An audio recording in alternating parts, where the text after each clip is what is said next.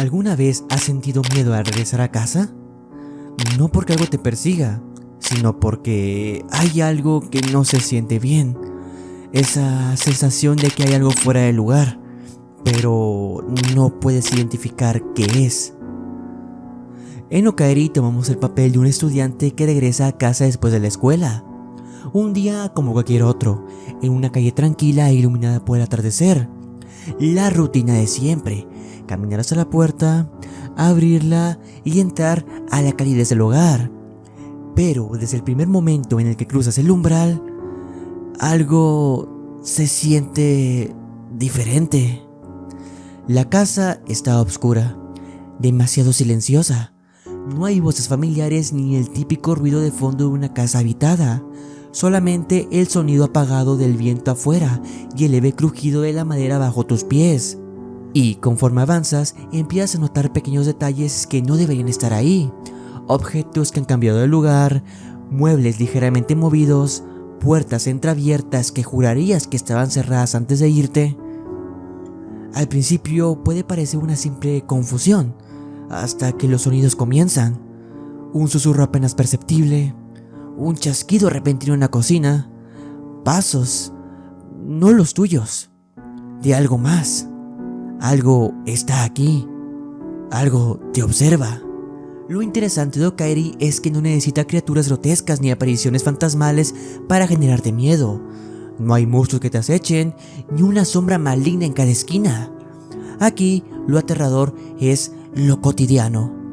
La idea de que tu propia casa, ese lugar que debería representar seguridad, se ha transformado en algo extraño, desconocido, hostil.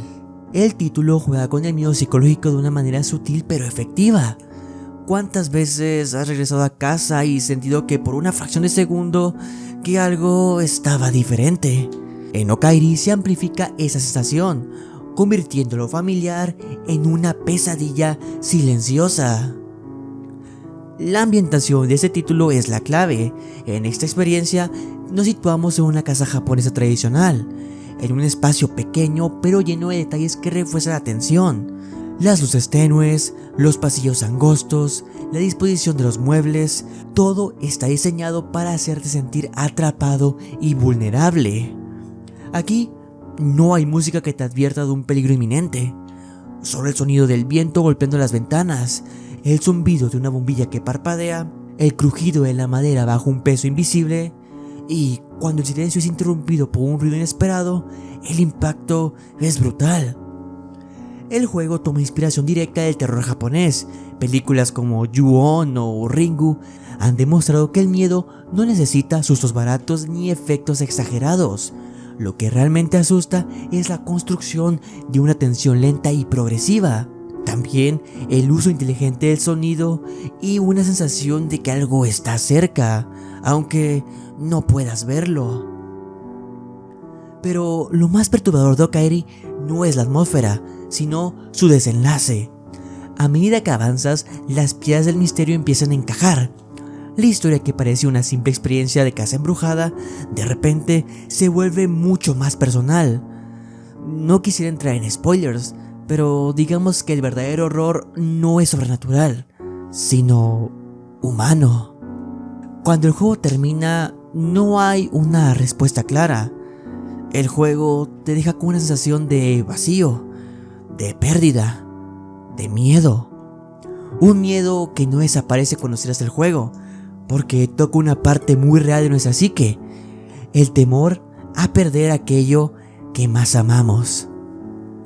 Okaeri no necesita monstruos ni jumpscares para incomodarte, solo toma un entorno cotidiano, lo transforma poco a poco y te hace dudar de lo que es real.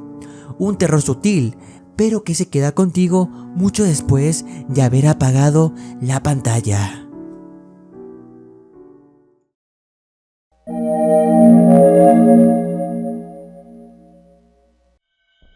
El terror no siempre necesita largas historias o mecánicas complejas. A veces basta con ponerte en una habitación, darte una cámara y hacerte testigo de algo que no puedes entender. September 1999 es un juego de terror en primera persona que simula la estética de una grabación en VHS. Desde el primer segundo te sumerge en una atmósfera inquietante sin decir una sola palabra. No hay interfaz, no hay diálogos, ni un objetivo claro. Solo una cámara que graba lo que parece ser la habitación de un apartamento. Un lugar pequeño, desordenado, iluminado solo por la luz de la lámpara de noche. Al principio todo parece inofensivo, incluso aburrido. Solo eres un espectador en ese espacio silencioso, pero pronto las cosas empiezan a sentirse mal. Uno de los aspectos más inquietantes de este título es cómo juega con la imaginación del jugador. Nunca ves directamente lo que está ocurriendo, solo las consecuencias. Cada corte de tiempo en la grabación oculta algo, y ese vacío es lo que hace que tu mente se llene con lo peor. La primera transición del tiempo es sutil. La luz de la ventana ha cambiado. La habitación está un poco más desordenada, pero algo no encaja. En los siguientes cortes, la sensación de inquietud se intensifica. La iluminación se vuelve más opresiva. Los sonidos de fondo son más perturbadores. Y, lo peor de todo, empiezas a notar detalles que antes no estaban ahí. Objetos fuera del lugar, manchas en el suelo, ruidos apagados al otro lado de la puerta. No hay un susto repentino, no hay una criatura acechándote, solo una progresión lenta y cruel hacia algo inevitable. Y el hecho de que no puedas hacer nada al respecto lo hace aún más aterrador. Uno de los elementos más efectivos de este juego es su uso del sonido. En un juego donde no hay diálogos ni explicaciones, el audio se convierte en el principal narrador de la historia. Al principio solo escuchas los sonidos ambientales de un apartamento común: el crujir del suelo, el zumbido de la lámpara, el viento en las ventanas. Pero conforme avanzan los minutos, los sonidos se vuelven más agresivos: golpes, respiraciones agitadas, algo arrastrándose por el suelo y, lo peor, voces al otro lado de la puerta, susurros distorsionados que nunca logras entender. Ese diseño de sonido crea una sensación de impotencia total.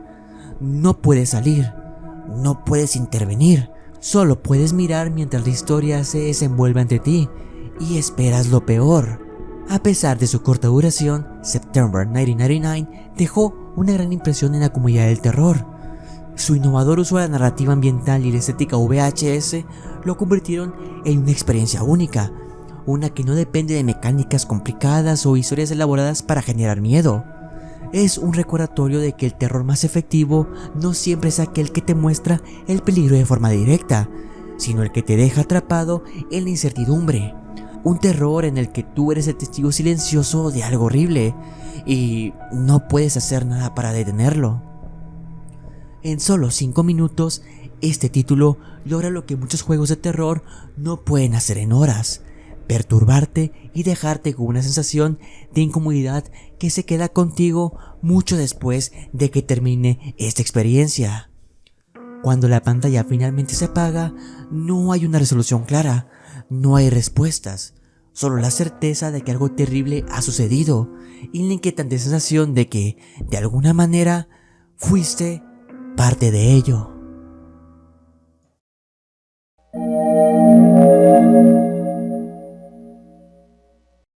El terror no siempre necesita criaturas acechando en la oscuridad, ni sustos repentinos. A veces, lo más aterrador es lo que se esconde dentro de la mente de una persona.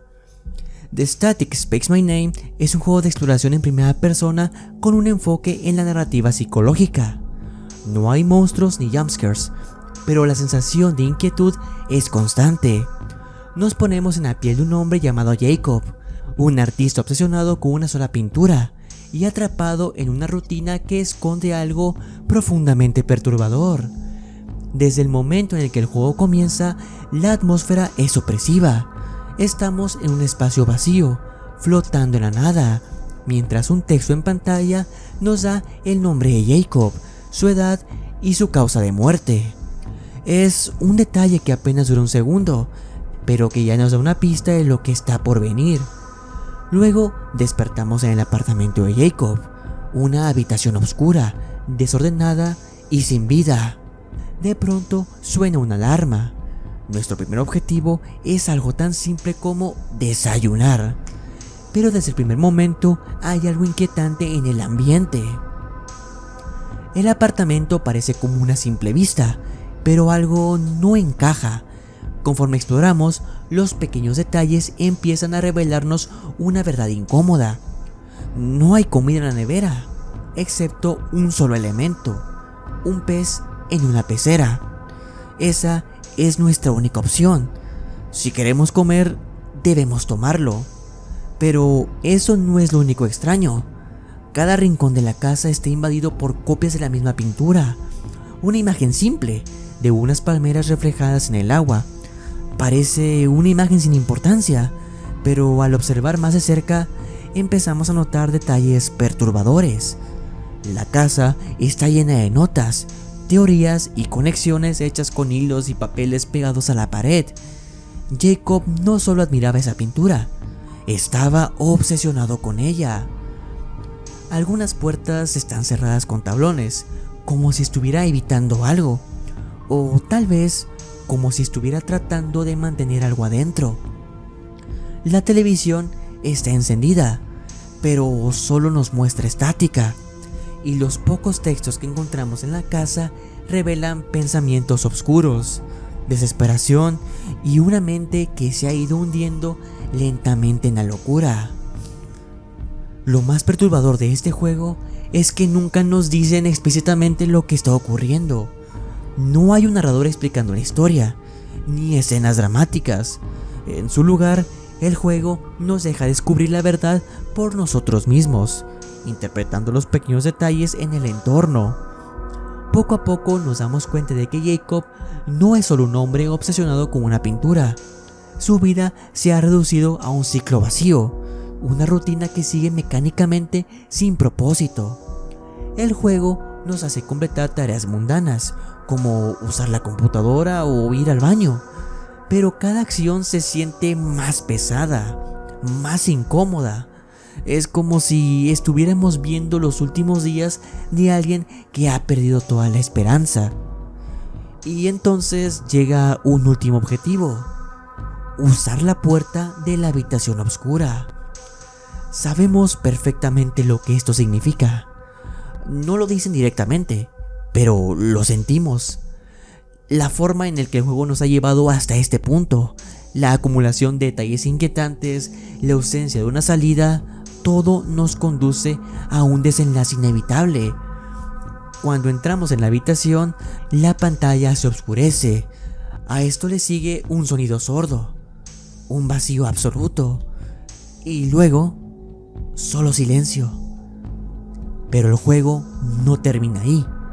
Después de este final, el juego nos muestra una lista de nombres, cada uno acompañado de una edad y una causa de muerte. Jacob es solo uno más de ellos, insinuando que esta no es la única historia, que hay muchas más personas atrapadas en su propia obsesión, en su propio dolor, sin que nadie lo note. El impacto de este juego no viene de las criaturas aterradoras ni de asesinos acechándonos en la oscuridad. Su terror es mucho más real, mucho más humano.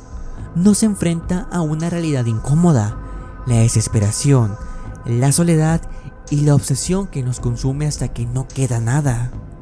Es un juego corto, pero su peso emocional es inmenso, y cuando termina nos deja con una pregunta inquietante: ¿cuántas historias como la de Jacob existen en la vida real?